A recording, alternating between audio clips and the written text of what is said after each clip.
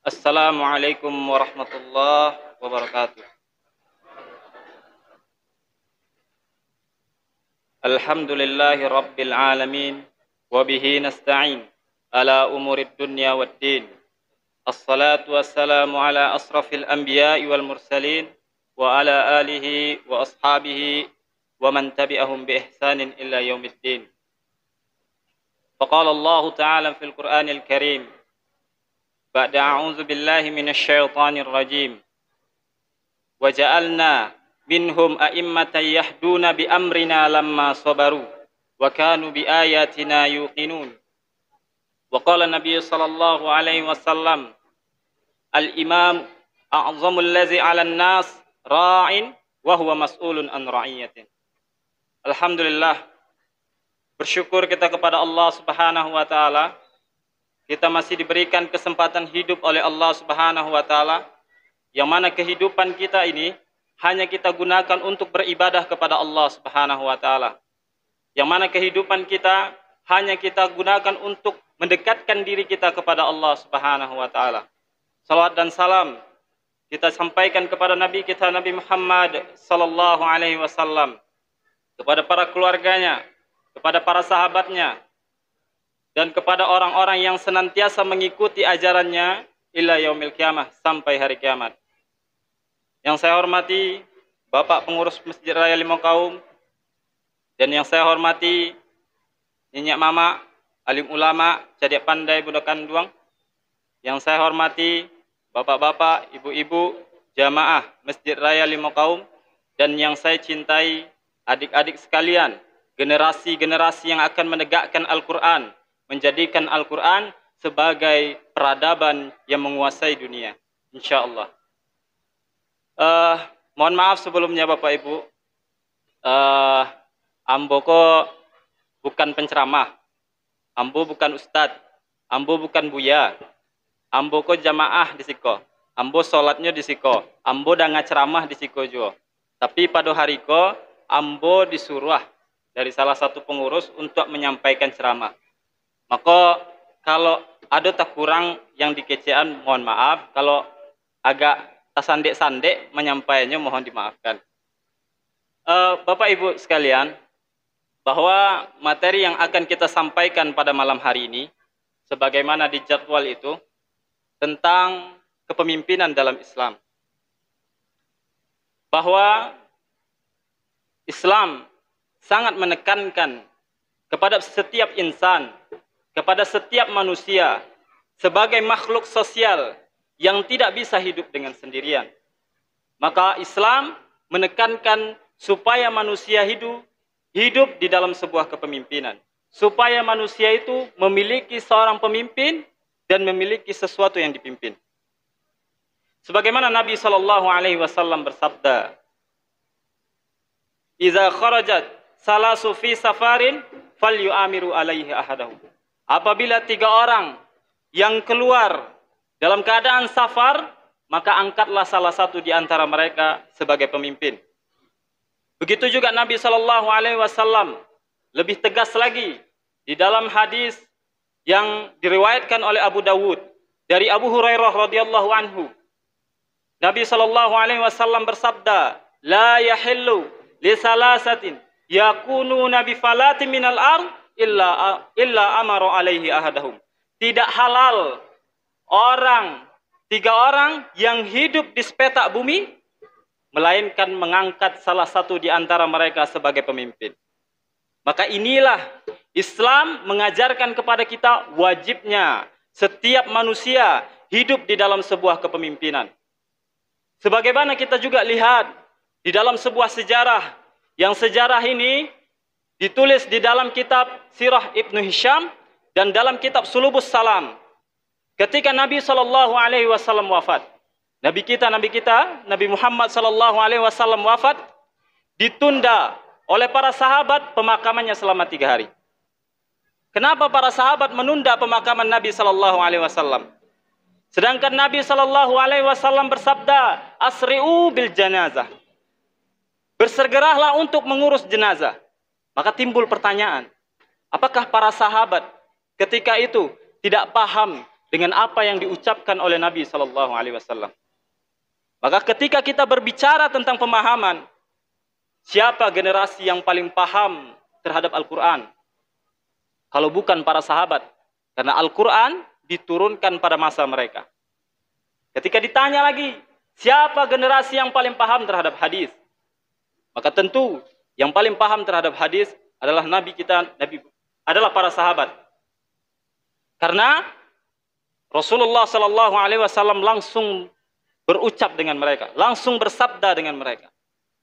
Dan kita sebagai umat Islam, wallazina taba'uhum bi ihsan, kita disuruh mengikuti para sahabat. Lalu kenapa para sahabat menunda pemakaman Nabi Sallallahu Alaihi Wasallam? Apa yang dilakukan oleh mereka? Maka Nabi Sallallahu Alaihi Wasallam wafat pada hari Senin, 12 Rabiul Awal, 14 Hijriah, dimakamkan oleh para sahabat pada hari Rabu malamnya. Lebih kurang 3 hari Nabi Sallallahu Alaihi Wasallam ditunda pemakamannya. Apa yang dilakukan oleh para sahabat selama 3 hari? Mereka berkumpul di Sakifah Bani Sa'idah untuk bermusyawarah. Siapa yang akan memimpin umat ini setelah Nabi SAW? Siapa yang akan mengatur umat ini setelah Nabi Sallallahu Alaihi Wasallam?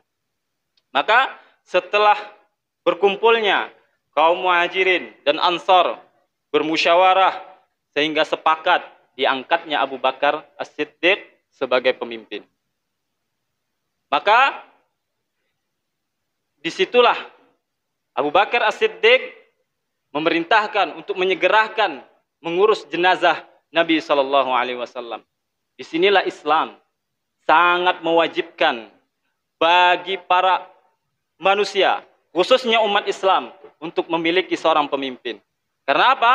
Karena para sahabat berijma bahwa 1 hari saja umat ini tidak boleh kosongnya kepemimpinan. Kenapa? Karena mereka menunda pemakaman Nabi Sallallahu Alaihi Wasallam. Mereka lebih mendahulukan untuk mengangkat seorang pemimpin. Maka Bapak Ibu sekalian, bagaimana kepemimpinan yang terbaik menurut Islam? Maka ketika kita berbicara kepemimpinan yang terbaik, maka kepemimpinan yang terbaik adalah bagaimana Rasulullah Sallallahu Alaihi Wasallam di dalam memimpin umat. Karena beliau adalah uswatun hasanah, contoh terbaik, teladan bagi umat Islam. Sebagaimana Allah Subhanahu wa taala berfirman, laqad kana lakum fi Rasulillahi uswatun hasanah. Telah datang kepada diri Nabi Muhammad Sallallahu Alaihi Wasallam uswatun hasanah, contoh terbaik dari berbagai macam hal, maupun tentang kepemimpinan. Maka bagaimana Nabi Sallallahu Alaihi Wasallam di dalam memimpin umat? Kita lihat Nabi kita Nabi Muhammad Sallallahu Alaihi Wasallam diutus oleh Allah, dijadikan sebagai pemimpin di negeri Jazirah Arab. Negeri Jazirah Arab adalah negeri yang kecil, negeri yang tandus, negeri padang pasir, yang Romawi dan Persia, kerajaan-kerajaan yang besar yang menguasai peradaban, tidak tertarik dengan negeri Jazirah Arab. Tidak mau menguasai Jazirah Arab. Persia yang menguasai bagian timur, yang luas kekuasaannya itu, kalau tidak salah, 7 juta kilometer. Dan Persia itu lebih kurang 5 juta. Maka Jazirah Arab adalah negeri yang kecil di situ. Dan letaknya di tengah-tengah antara Persia dan Romawi. Kenapa Persia dan Romawi tidak tertarik dengan Jazirah Arab? Kenapa? Karena mereka memandang bahwa Jazirah Arab adalah SDM-nya sangat rendah. Kenapa? Karena negeri padang pasir. Tidak ada tumbuhan pun yang tumbuh di sana. Maka dengan hikmah Allah mengutus Nabi Sallallahu Alaihi Wasallam dan menjadikan Nabi Sallallahu Alaihi Wasallam sebagai pemimpin. Nabi Sallallahu Alaihi Wasallam mampu merubah peradaban, mampu menguasai dunia, mampu menaklukkan Persia dan mampu menaklukkan Romawi. Yang Jazirah Arab ketika itu hanya kecil. Dan umat Islam pada hari itu mayoritas. Tapi mampu menaklukkan Persia yang kekuasaannya sangat besar, yang jumlah pasukannya pun besar, tapi mampu ditaklukkan dengan kepemimpinan Nabi SAW yang jumlahnya minoritas. Terus apa pedoman yang dilaksanakan oleh Nabi SAW sehingga mampunya Nabi SAW di dalam menguasai sebuah peradaban? Maka tidak lain pedoman Nabi SAW di dalam memimpin umat, yaitu Al-Quran. Al-Quranlah yang mampu menguatkan Nabi dan para sahabat. Al-Quranlah yang mampu menolong Nabi para sahabat, sehingga mampu menaklukkan kerajaan-kerajaan besar. Maka kepemimpinan Nabi SAW adalah berpedoman dengan Al-Quran. Sebagaimana seorang sahabat bertanya kepada Aisyah radhiyallahu anha, bagaimana perbuatan Nabi, bagaimana perlakuan Nabi, bagaimana kehidupan Nabi sehari-hari. Apa kata Aisyah radhiyallahu anha? Kana khuluquhul Quran. Perilaku Nabi, perbuatan Nabi, kehidupan Nabi adalah Al-Quran. Sebagaimana Allah juga berfirman, wa ma yantiku anil hawa in huwa illa wahyu yuha. Tidaklah yang dilakukan, yang diucapkan oleh Nabi SAW dari hawa nafsunya, melainkan yang diucapkan dan dilakukan oleh Nabi SAW itu adalah wahyu yang diwahyukan oleh Allah Subhanahu wa taala. Inilah bukti kesuksesan kepemimpinan Nabi SAW dengan berpedoman Al-Quran. Maka ketika menginginkan sebuah kepemimpinan yang sukses, kepemimpinan yang baik, kepemimpinan yang mampu menaklukkan sebuah peradaban, maka timbul sebuah pertanyaan. Ketika itu Jazirah Arab yang dikuasai oleh minoritas mampu menaklukkan Persia, mampu menaklukkan Romawi. Maka sekarang jumlah umat Islam itu mayoritas. Tapi apakah umat Islam menguasai peradaban? Maka jawabannya ada pada Bapak Ibu sekalian. Maka inilah kepemimpinan yang terbaik, kepemimpinan yang sukses adalah kepemimpinan yang menjadikan Al-Quran sebagai pedoman. Menjadikan Al-Quran sebagai aturan di dalam setiap kepemimpinan. Karena Al-Quran mampu menyelesaikan setiap permasalahan.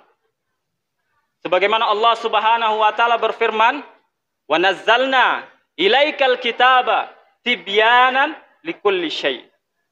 Allah Subhanahu wa taala menurunkan Al-Quran tibyanan sebagai penjelas, sebagai solusi likulli syai'in, untuk segala sesuatu. Maka inilah pentingnya sebuah kepemimpinan. Bagaimana kepemimpinan itu menjadikan aturannya adalah Al-Quran.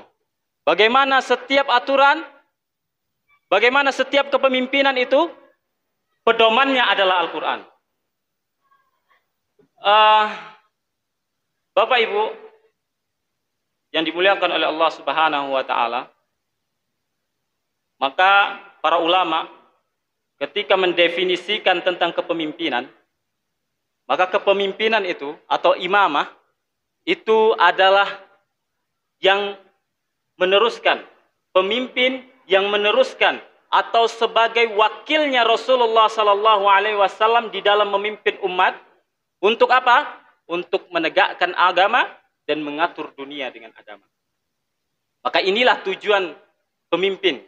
Tujuan pemimpin yang pertama adalah menegakkan agama, menegakkan Al-Quran, menegakkan ajaran Allah Subhanahu wa taala, menjadikan ajaran Allah sebagai salah satu pedoman di dalam kepemimpinannya. Bapak Ibu yang dimuliakan oleh Allah Subhanahu wa taala, maka Al-Quran ini adalah pedoman di dalam kehidupan kita, mampu menyelesaikan setiap permasalahan. Al-Quran mampu menyelesaikan perzinaan. Al-Quran mampu menyelesaikan para koruptor, para pencuri. Al-Quran mampu menyelesaikan setiap permasalahan yang ada di dunia ini. Maka inilah, jangan ditinggalkan Al-Quran. Jangan jadikan Al-Quran ini hanya sebatas bacaan. Maka jadikan Al-Quran ini di depan kita, di hadapan kita. Jadikan Al-Quran sebagai imam di dalam mengatur setiap urusan dunia. Jadikan Al-Quran sebagai imam, sehingga Al-Quran ini akan menuntun kita, akan menyelesaikan setiap permasalahan kita, dan akan membawa kita kepada syurganya Allah Subhanahu wa Ta'ala. Tapi apabila Al-Quran ini diletakkan di belakang, dijadikan Al-Quran ini sebagai makmum, dan kita sebagai imamnya, tentu Al-Quran mengikuti apa keinginan imamnya. Al-Quran mengikuti apa keinginan manusia.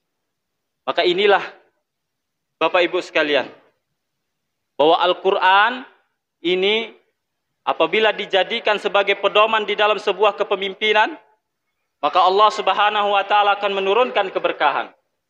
Sebagaimana Allah Subhanahu wa Ta'ala berfirman, "Walau anna ahlal qura amanu wattaqau lafatahna 'alaihim barakatim minas samani wal ard walakin kadzdzabu fa'aghaznahum bima kanu yakdzibun." Sekiranya penduduk negeri ini beriman dan bertakwa, maka kami akan limpahkan berkah dari langit dan bumi. Walakin kadzdzabu, akan tetapi kebanyakan mereka kadzdzab, mendustakan, meninggalkan Al-Quran, mengenyampingkan Al-Quran. Fa'aghaznahum bima kanu yakdzibun. Maka kami siksa mereka, kami hukum mereka akibat perilaku mereka, akibat mereka meninggalkan Al-Quran, akibat mengenyampingkan Al-Quran, akibat meletakkan Al-Quran di belakang. Allah Subhanahu wa Ta'ala juga berfirman di dalam surat An-Nahl ayat yang ke-89. Allah Subhanahu wa Ta'ala berfirman, "Lau taba'at haqqa," kata Allah, sekiranya kebenaran itu mengikuti ahwa'ahum, hawa nafsu mereka, la fasadat, maka akan terjadi fasad, kerusakan, bencana,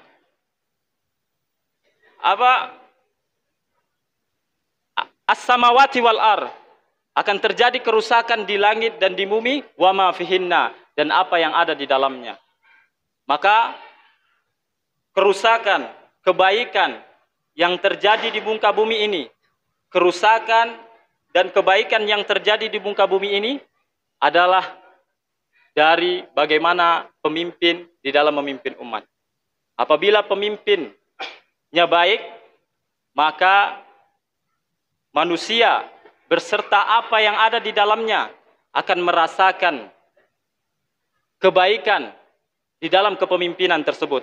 Tetapi apabila pemimpinnya itu buruk, maka manusia dan alam ini akan merasakan keburukan dari pemimpin tersebut. Maka Bapak Ibu sekalian, maka pesan bagi saya adalah, jadikanlah kita sebagai manusia yang cinta dengan tanah air kita. Jadikanlah kita sebagai orang yang paling depan untuk mengawal tanah air kita. Bagaimana caranya Bapak Ibu? Caranya adalah mengikuti aturan yang menciptakan tanah air. Mungkin itu saja yang bisa saya sampaikan. Lebih dan kurangnya saya mohon maaf. Billahi sabil haq. Assalamualaikum warahmatullahi wabarakatuh.